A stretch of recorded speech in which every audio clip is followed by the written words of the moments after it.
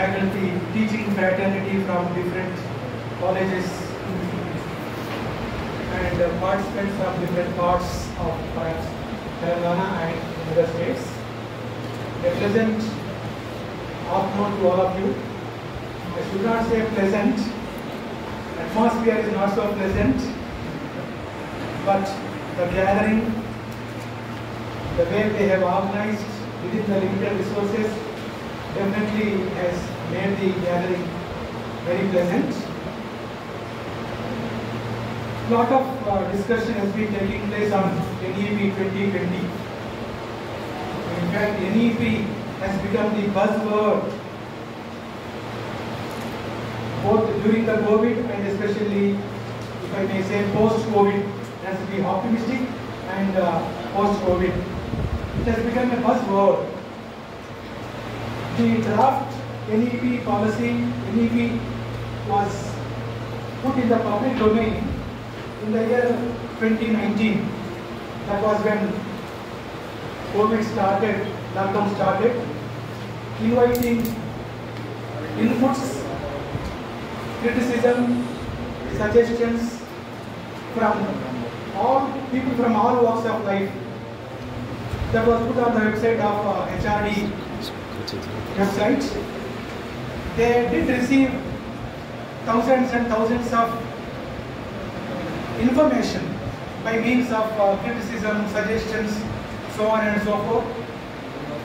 They categorized, incorporated, and the final draft was submitted by Dr. Kasturi Rangan, who was actually chairman of an elite ISRO, Indian Space Research Organization, and ultimately it was passed in the parliament and it became an act. More than when it was a draft in 1919, it is being discussed more after becoming the act. Now it is an act. The whole discussion is not going to contribute to change the act now. NEP 20 is now an act. It's a monolithic act which nobody can change it now. What aspects are more useful, what aspects are not useful are all now embedded into the NEP. But let us now begin with a very, very realistic assessment which we are all very familiar. Policy formulators are very, very idealistic. This is neither the first policy document nor the last one. First one was, you all know, Meghaless Minutes 1835, which introduced the English medium education both at school and college levels. Beginning with that, we had Radhakrishnan Commission, Kothari Commission, and then the most important one before this, 1986, Ramamurthy Commission, which was also a new education policy, and this one after 35 years. Almost all the education policy documents were ideal statements. Ideal statements in the sense that this is wish statements, wish fulfillments. But neither of the education policy document was fulfilled even 10% of the vision of the author of the document. This reminds me of what Dr. B.R. Ambedkar had said after submitting the draft constitution as the chairman. In his concluding remark in the lengthy speech at the time of submitting the draft constitution to Prime Minister Nehru, he said, even if the constitution is the best constitution in the world, if it falls in the hands of bad people, it will be a bad constitution. And even if a worst constitution, the worst constitution is put in the best hands, that can become the best constitution in the world. The same is more or less applicable to education policy also. So you are all very familiar. I was very glad when Dr. Rajda Reddy was making a presentation, followed by a presentation, 2 or 3 questions came from participants, very, very genuine questions they have raised.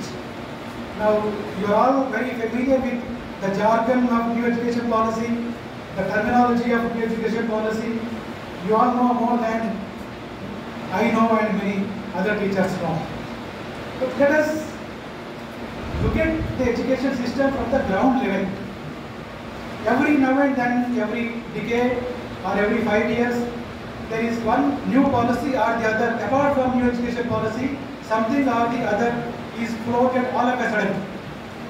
Let me talk about NAAC, National Accreditation. What is that? Assessment Council. Assessment and Accreditation. Council. Very sounds very bombastic, and many colleges in the country have undergone NAAC assessment, and Dr. Dinadhar tells me that this college also is due for NAAC assessment. It's about now say 15 years old, I think. Some colleges have gone 3 cycles also. Some universities and some colleges have completed the 3rd cycle of assessment also. Now they are preparing for 4th cycle, which means 15 years have been completed ever since NAAC has come into force. Now the intention of introducing the NAAC, which has its headquarters in Bangalore, it has a chairman, it has executive council members, it has an office. Crores of rupees are being spent on NAAC, and then visiting the places, colleges. And then when it comes to the college also has to spend a lot of money, even though they suffer from financial constraints, human resources constraints. You have to whitewash the buildings, you have to create documents, you have to recreate attendance registers, and lot of work to the teachers, poor teachers. Not all the teachers, only those teachers who work. మన దగ్గర నడిచేతనే పడుస్తాం కాబట్టి ఉన్న 15 మంది టీచర్లు ఒకరో ఇద్దరే వాళ్ళకే పడుతుంది NAAC వర్క్ అంతా. So a NAAC means lot of work for about 6 months, whitewashing, preparing documents and receiving them, treating them as son-in-laws, and then sending them off.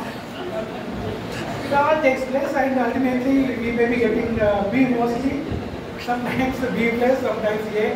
I was also playing a very important role in Kalki University when the 2nd cycle of NAAC was going on in Kalki University. We got some 3.36. Now the purpose of introducing NAAC was that students will choose a college based on the NAAC evaluation, NAAC grading. A university which has A plus, student will choose, I will join in A plus university. Or if a college, Hyderabad college gets A, I will join in A, accredited college. Is it happening in the real terms? No. We are getting the students left out by private colleges. Yes. Yes or no? Yes, sir. Because we can't afford to buy a cell phone to a student. Yes. Reality. Engineering colleges, they are gifting bikes worth 40,000, 60,000 bikes are given to students. So students are joining in private engineering colleges, students are joining in private degree colleges, Yes. and leftover students whom they don't want or where seats are filled completely, they come to us. Now this is the net result of NAAC. Such instances can be numerous in our education policy, 75 years of independent education system. The same is the case with, for example, we have been now talking about the buzzword CBCS, choice-based credit system. Sounds very bombastic, and immediately people will think that my son is going to be a very skilled person and is going. What is there in such choice-based credit system? When we all studied MA, there was optional. When MA second year, there used to be 3 or 4 optionals. We used to opt for American literature, commerce people used to opt for some other people, chemistry, organic or inorganic. Some optionals were already there. Now for the last 15 years, Government of India has introduced CBCS, choice-based credit system. Now in Kalki University also, like many other universities, have introduced the choice-based credit system at both graduate level and postgraduate level, which in reality means that a commerce student has to opt for an easy paper from science, The science paper has to opt for an arts paper. Apart from optionals, they have to opt for a paper other than one's own faculty. Now, at Karti University, we introduced a choice-based grade system with very optimism, with great dreams and all that at PG level. Now, examination, it is there in second year. First year, they wrote examinations. Second year, they wrote four papers and they left away without writing choice-based grade system. And when they came for the memos would not be given because they didn't write this paper called choice-based grade system. They don't know what papers they have opted. They don't know whether it was taught or not. So we were in a dilemma and it was already June, July, memos had to be given. Then what do? We organized examination in a very big hall, prepared all the 4 question papers and announced whoever wants whichever paper can pick up. Choice, literally choice-based grade system. Question paper also. Instant open system America lo undakapochu. You see, ground reality, unfortunately, we have many practical problems. Too many practical problems. Like because somebody was commenting from that side to Rajda Reddy's paper that religious diversity, cultural diversity, caste, discrimination and diversity, so many complications are there. So much of dropout rate is there. By the time a student comes to intermediate, 50% of the dropouts from first class to intermediate, 50% of students will drop out. Yes. Because of poverty, because of early marriage in the case of tribal students and others, girls especially, so much of dropout rate is there. Now with this ground reality, with the socio-cultural and economic problems that our students confront, how are we going to implement this dream project called New Education Policy?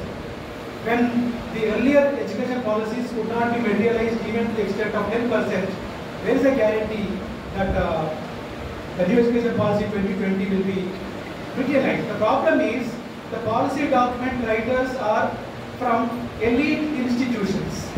Chairman himself is a very ISRO, very top level body chairman. Members are almost all of them are professors from IITs, IIMs and central universities who hardly know problems of the ground realities. To my mind, a lecturer in Huzurabad College knows more about Indian education system than a professor of Hyderabad University or top IITs, Delhi or Bombay. So people from degree colleges have to be incorporated into writing the document of New Education Policy. Now it has been made a policy, it is being implemented.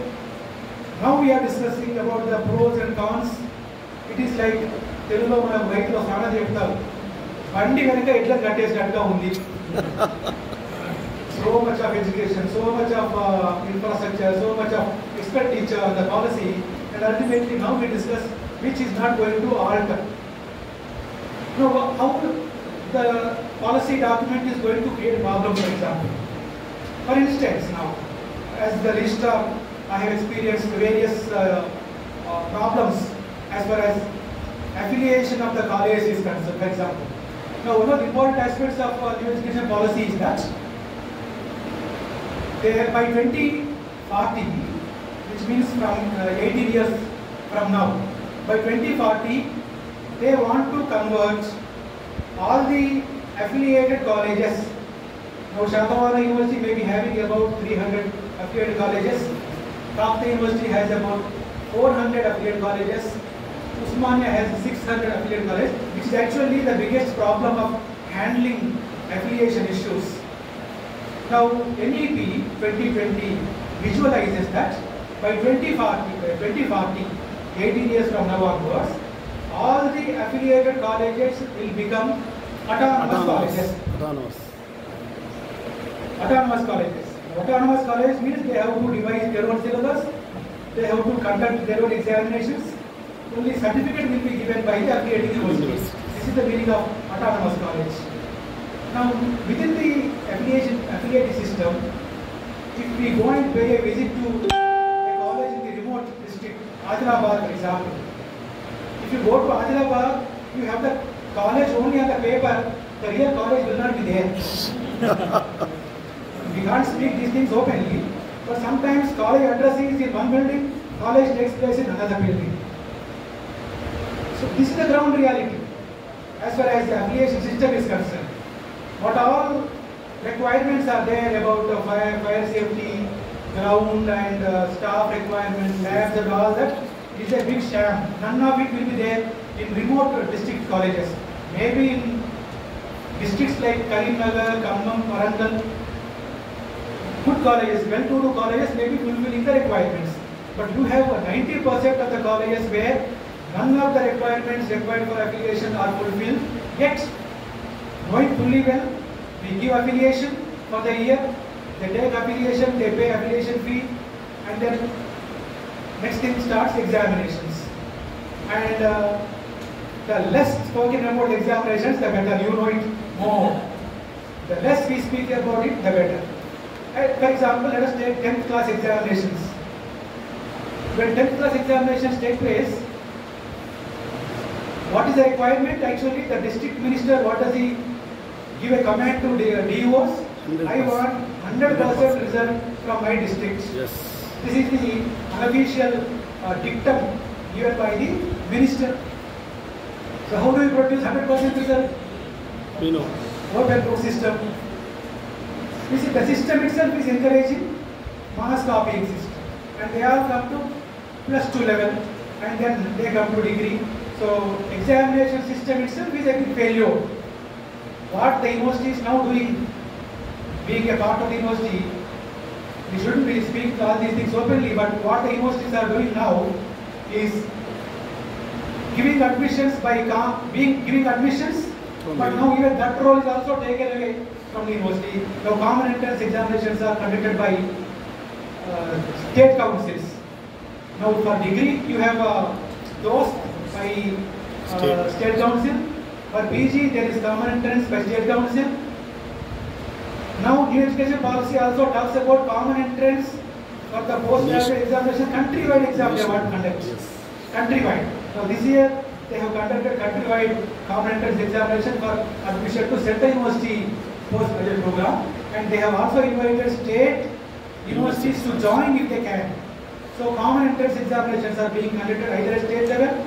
In about 5 years from now, there may be a common, like NEET, there may be a common entrance examination for all the postgraduate courses from MA to MSc and MCom. Now, so universities' right of giving admissions is taken away by states also. So what are the universities doing now actually is giving admissions and then conducting examinations. Nothing in between. So it's like Tenali Ramalinga, the story of grazing the buffalo. So he asks the shepherd boy to take the buffaloes for grazing, stomach fully. By the time the buffaloes come back, the buffaloes should be stomach full. So what Tenali Ramalinga does is, while bringing back the buffaloes, he puts one grass in the mouth, another grass in the ass, and then brings back. So he has eaten full sir from mouth to ass, full of eating is there. Same is the case with education system, average education system at state level universities more or less and below. What's happening? Admissions followed by examinations. Frankly speaking, I'm not undermining degree colleges, I'm not undermining, that's what is happening in the universities. Some teaching may be taking place in the universities and polytechnics, but nothing is, frankly speaking, nothing is happening. Either pre-COVID period, COVID period, or during the post-COVID period, nothing is happening. I tell you the example of what's happening in PGs now. Earlier, at least, there used to be teaching classes taking place. Students used to at least buy guides, at least in humanities and social sciences. I don't know about sciences, but there used to be guides for every text. In literature, for example, reading those guides used to be an insult in our days. In 1981, 84, 86, if we read a guide, people used to look down upon this student is reading a guide. Reading a guide itself was very difficult. So that was the status in the 80s and 80s. Now, if we see our students, what they are reading is they are reading the primary books is actually what is required. Reference books and prescribed books are supposed to be read by postgraduate students. That is gone. Reading guides is gone. Now there is one Xerox center at university called Kartikeya Xerox Center at Nagpur University. 100 rupees per paper, 5 questions per paper, 5 into 5, 25 questions per semester. So they are reading 25 questions per semester. So 4 semesters into 25, 100 questions. PG with a first class. So sometimes if we ask them who is your teacher, some of them might even say Kartikeya. Teaching has gone to that extent. I am not exaggerating at all. I am not exaggerating. When we teach postgraduate classes, not even 1/3 of the students are attending the classes. 1/3 out of 35 students, 10 to 8 students attend. And within these 10 to 8 students also, it's a musical chair system. 4 or 5 who attend today will not attend tomorrow. New set of 5 students tomorrow. So this is how teaching is taking place. Ultimately, they have this great Kartikeya. Where is the need for reading or listening to classes, training the students and all that. So this is actually the ground reality. While this being the ground reality, what does new education policy talk about? For instance, new education policy talks about multidisciplinary education, which is more or less CBCS kind of. CBCS system itself is a big failure. CBCS system works in not affiliating system. CBCS works in center universities where you have only one college with 30 students. There it is possible.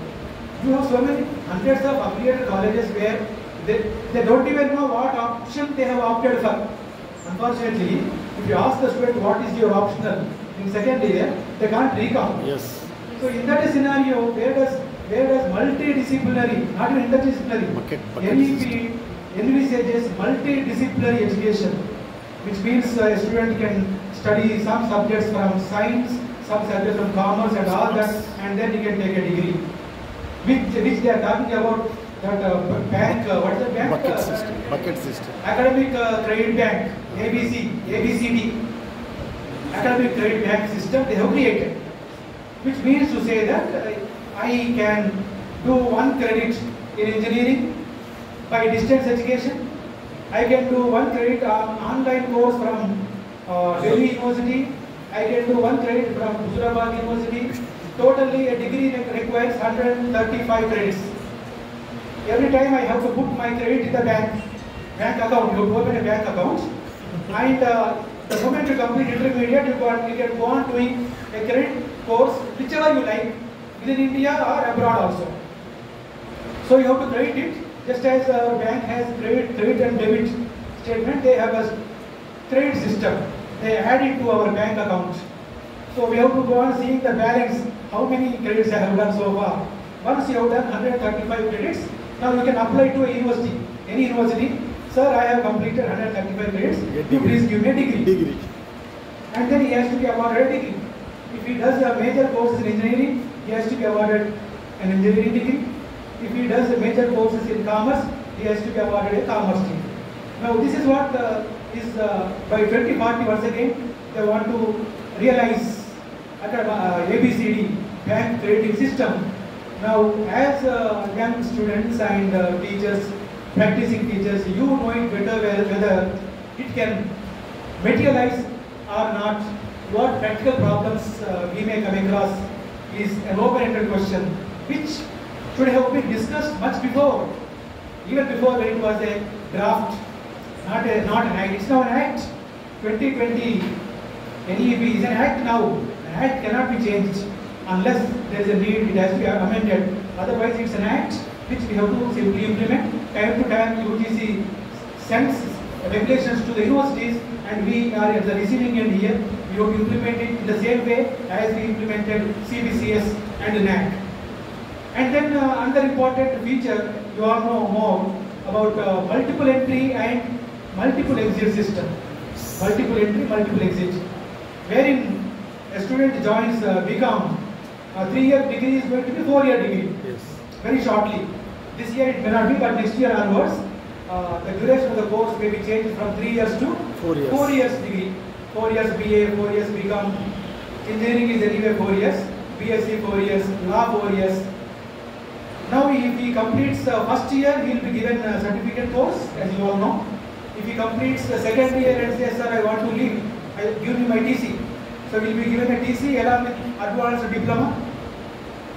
And third year, if the student chooses to go out, a TC along with what? A degree. And in fourth year, if he stays till fourth year, a degree with research orientation.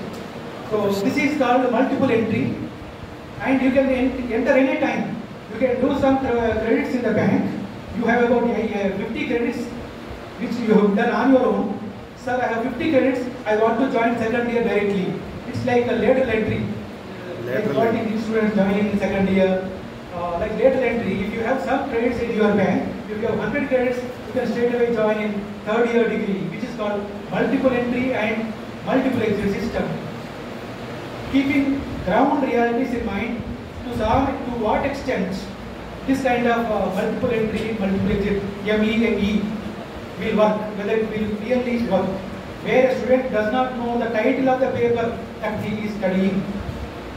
Is it possible to implement it?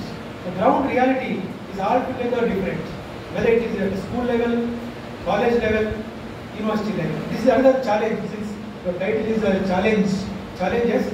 I am now discussing a few challenges. Third most challenge is mother tongue education. Emphasis on mother tongue education. Now Macaulay was a great educator actually, not an ordinary person. He was a philosopher, well-read person, maybe an Englishman and English refugees man.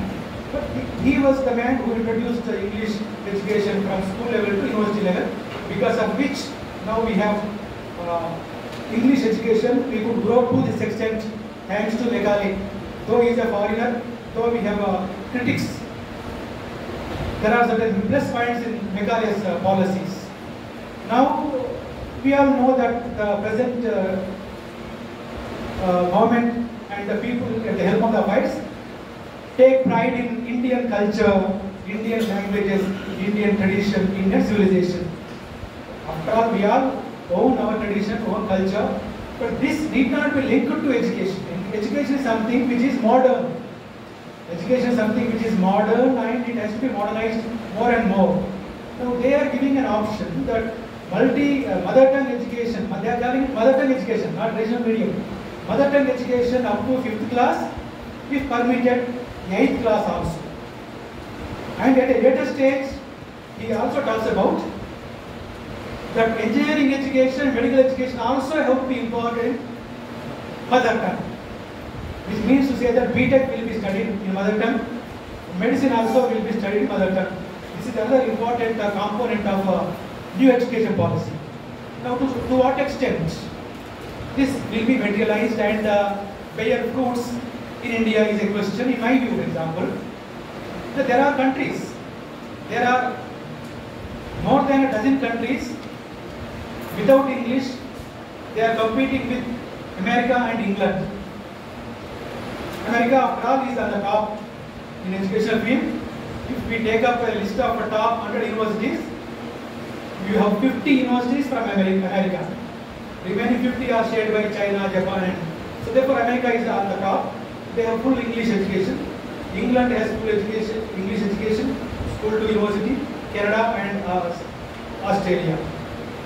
Similarly, you have mother tongue education countries like China, Japan, Germany, Italy, where they don't educate their children in English, but in their mother tongue only. Chinese education, Russian education, Ukraine, mother tongue education, and they are able to successfully compete with American top universities. Now China has produced top ranking universities on par with America. Japan University, Singapore University, they are all now top ranking universities. very much educating the college and the school students in the mother tongue. But the difference between non-English speaking countries and India is that there they have only one language. China, they have only Mandarin language. Dialects may be there, small language may be there, but entire country speaks Mandarin language. Russia speaks only Russian language. Japan, they have only Japanese language, German language. Therefore, it is possible for them to educate the students from school to university only in the mother tongue, and they are able to compete with world-class education institutions. Now, can it happen in India is a big challenge, which as educators, we are educators, some students are there, but as educators, now we have to ponder whether mother tongue, the proposal to educate in mother tongue till 8th class in the school, and then professional course also to be important in mother tongue, whether it is possible or not. If a world-class book is published in English, obviously all the knowledge is coming from European countries. Now into how many languages now you have to translate it into the Indian languages? India has 14 recognized languages in the 8th scheduled constitution, and about 2000 dialects are there. Into which language do you translate? Is one question.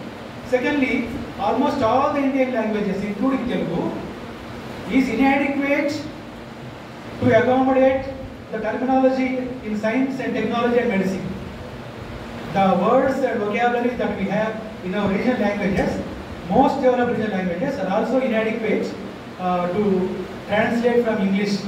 So therefore, how do you provide source of knowledge to Indian students? If you Google any word, you have Google in Telugu also, Google in regional language also, but you don't have so much of information in Telugu Google or Tamil Google as much as you have in English Google. So whereas because of the motto that we have taken pride in Indian languages, Indian literature, Sanskrit they want to introduce at all the levels, and regional medium and all that, how is it possible? Is it possible for the Indian education system to make available sources and resources of learning to Indian students? So this is how there are certain practical problems involved. I have touched upon very few important problems, but ultimately by 2040 they also want to produce world-class teachers, world-class lecturers, training centers, and then you have one more aspect is centralized regulatory system. With this I'll close. Many things are there. We have what are called regulatory system. Now if you want to apply for a pharmacy course, you have to apply for Pharmacy Council of India, PCI. If you want to apply for a medical course, you have to apply for Medical Council of India. If you want to start an engineering college, you have to apply for AICTE. And if you want to start BA, become BSc, you have to apply for the university, which is governed by UGC. We have so many regulatory authorities in the country, half a dozen regulatory authorities in the country. Now, what happens if you want to start a BEd college? You have NCTE, National Council of Teacher Education. NCTE. Yeah. I should be telling all these things openly.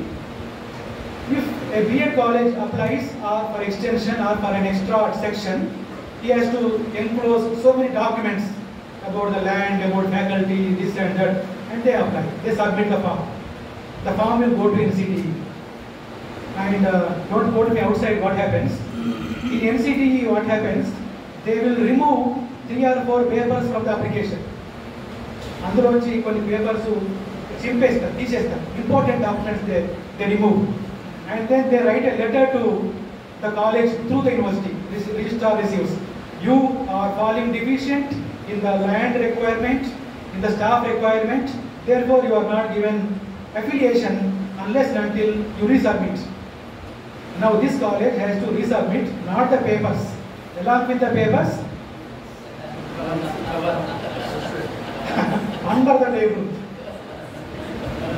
under the table submission. Unfortunately, this is what is happening in regulatory authorities. NCTE, literally it is happening. Literally. They have a mechanism of removing the papers. Same is the case with so-called AICTE. Regulatory authority means you have to shell down some money.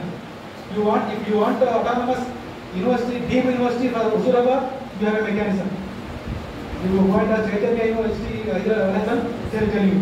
This has become university for just the following day. So you have this mechanism of getting affiliation from the regulatory authorities. Now they want to centralize the regulatory authority, single regulatory authority, which is called HECI, Higher Education Commission of India. HECI, they want to, in the new education policy, UGC will go. Next year there will not be UGC, next year there will not be AICTE, next year there will not be LCTE, there will be only HECI, Higher Education Commission of India. It is going to be nothing but centralization of what I have said from behind the table. Only for medical council it is going to be separate, for law council it is going to be separate. Like this, there are so many innumerable problems embedded into the policy document of NEP 2020. As far as implementation is concerned, you all know from top level in the pyramid of education, on the top people sit over there in Delhi, and at the bottom are we in the pyramid system. By the time the policy comes from top to bottom, it gets diluted. There will be a lot of transmission loss. Now in Ramagunda, when you produce some power, 1000 megawatts, by the time it comes to Huzurabad, some megawatts will be lost because of transmission. Yeah, so in 100 megawatts will be lost. In the same way in our new education policy also, even though they were idealistic, we are not finding fault with the writers of the document, they were idealistic, but after all, they are not conscious with the ground realities of school education, college education and university education. In my view, they should draw experts from schools, they should draw experts from colleges like Huzurabad, they should draw experts from state universities, and then constitute a committee to come up with a new education policy so that we know the ground problems in ground reality. They can only read the ground reality problems in the books, but we have experience. More than me, for example, you people know ground reality problems because I sit at the university and keep sending circulars to you, but you are the people who find problems in conducting examinations, conducting teaching and closing the system. So therefore, the actual lacuna lies in the very criteria of preparing the policy documents, in which problems are there. Of course, we are not pessimistic. We need not be so narcissistic if they really it all comes to true. Who else will be happier than us? So let's be optimistic, and on this optimistic note, let me conclude. And I thank organizers for inviting me and associating with me. Thank you.